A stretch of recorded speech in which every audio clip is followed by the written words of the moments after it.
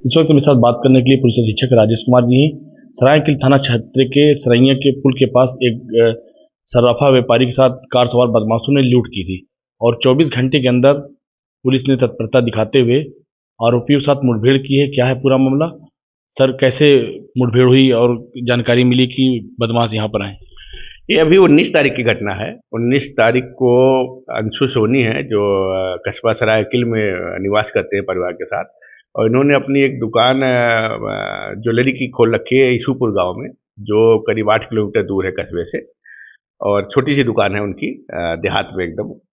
और वहाँ से जब वो दुकान बंद करते हैं तो दुकान का जो भी सामान रहता है सब घर लेते आते हैं, क्योंकि वहाँ सुरक्षा का बहुत नहीं रहता है।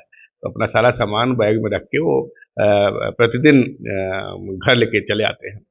19 तारीख को भी करीब वो 5 बजे अपनी दुकान बंद किए, फिर दुकान का जो भी ज्वेलरी था और जो उनका चांदी वगैरह था सब एक बैग में रख के, लैपटॉप वगैरह और दुकान की चाबी, अपने मोटरसाइकिल से आ रहे थे, अकेले ही थे और बैग टांगे हुए थे। तो उनका कहना है कि करीब 6 बजे के लगभग वही सरैया मोड़ के पास बुलेरो सवार कुछ बदमाश आए हैं और उनकी गाड़ी को ओवरटेक करके रोक लिए हैं। इसके बाद उनके साथ 2 उसमें से उतरे हैं जो उनके साथ मारपीट किए हैं और उनका बैग छीन लिए हैं। इसके बाद फिर वो सरायकिल की तरफ ही वो बुलेरो गई है। इन्होंने फिर पीछा भी किया उस बुलेरो का, और जब यहाँ पटेल चौराहा के आसपास तक पीछा किया है, वहाँ पे जो मौजूद सिपाही थे उनको भी बताया है, गाड़ी के शीशे पे भी उन्होंने बार बार रुकवाने का प्रयास किया है। और जब तक सिपाही उनको देखते तब तक वो बहुत तेजी से उधर करारी वाले रोड की तरफ भागे हैं। सिपाहियों ने उनका पीछा भी किया है और फिर इसके बाद वो गलियों से निकल के कहीं निगाह में नहीं आए हैं।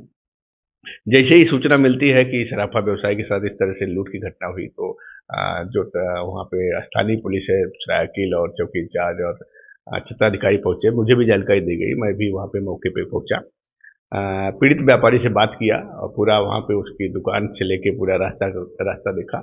टीमें तैयार की कि अब ये बुलेरो की चूंकि पहचान बताई गई, बुलेरो है, बिना नंबर की है, उसमें कुछ चीज़ें और पहचान की थी, बड़ा यूनिक पहचान थी उस बुलेरो की। तो पूरा शहर की पूरी नाकेबंदी करा दी गई, पूरे जनपद की, कि ये गाड़ी बाहर नहीं जानी चाहिए, जनपद से बाहर नहीं जाना चाहिए। जनपद के बाहर जाने के जितने भी रास्ता थे सबको जो है ब्लॉक करके उसमें बैरियर लगा के चेकिंग शुरू करा दी गई।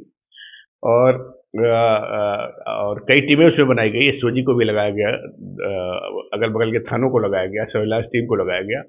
मेरे द्वारा लगातार उस पर फॉलोअप लेता रहा गया। उसका परिणाम ये रहा कि 20 तारीख में, मतलब नेक्स्ट डे 24 घंटे के अंदर ही पूरा वो जो बुलेरो सवार वो जो बदमाशों का गैंग था पूरा टकरा गया पुलिस से।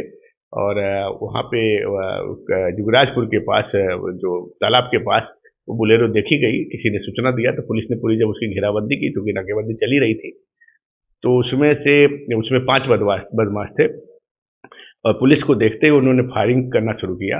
और पुलिस उसमें अचानक इस तरह से फायरिंग हुई तो फिर उन्होंने अपने को किसी तरह से बचाते हुए काउंटर फायरिंग किया, जिसमें 3 बदमाशों को गोली लगी, जिसमें एक बदमाश के दोनों पैर में गोली लगी थी और 2 बदमाश के एक पैर में गोली लगी थी। उन तीनों को तत्काल घायल अवस्था में गिरफ्तार करके अस्पताल इलाज के लिए भेजा गया। 2 और बदमाश थे जो भाग रहे थे, उनको भी दौड़ा के पुलिस टीम द्वारा पकड़ा गया। बुलेरो को चेक किया गया तो जो पूरा बैग था वो बैग निकल नहीं पाए थे, चूंकि वो जनपद से बाहर नहीं निकल पाए थे। वो सारे बदमाश चित्रकूट के, राजापुर के थे।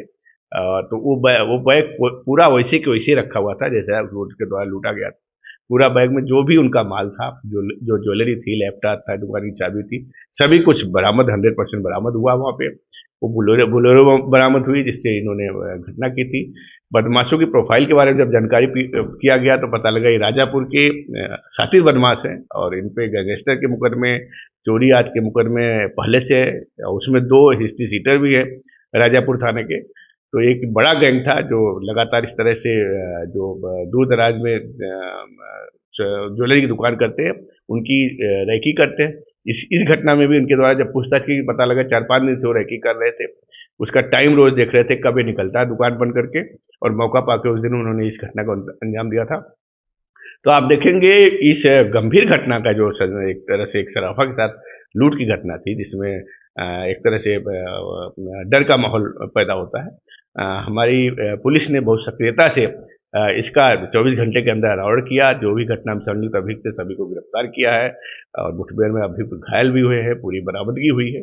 तो इसकी जो भी पीड़ित पक्ष है वो तो सराहना कर ही रहा है और आम जनमानस भी पुलिस की इस कार्रवाई की भूरि प्रशंसा कर रहा है।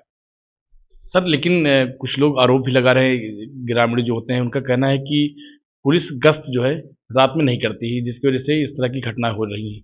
नहीं, जितना उपलब्ध पुलिस है सब गश्त करती है, सबकी ड्यूटी लगती है। ये तो कहना बहुत उनको पुलिस की कामों की जानकारी नहीं होगी कि कैसे पुलिस काम करती है। पुलिस की 24 घंटे अलग-अलग जगहों पे गश्त और पिकेट सब लगी रहती है। रात में भी लगातार पुलिस मोबाइल रहती है। अब इतनी बड़ी एरिया है, उनको लगता होगा यहाँ नहीं आ रही है, लेकिन ऐसा नहीं है। जब भी इस तरह से अपराध के दृष्टि से संवेदनशील स्थान है, सभी जगह पुलिस गश्त पर पिकेट मौजूद रहती है और हमारी पीआरबी मोबाइल मौजूद रहती है। हमसे बात करने के लिए शुक्रिया। कौशाम्बी लाइव के लिए कौशाम्बी से मोहम्मद यासीन।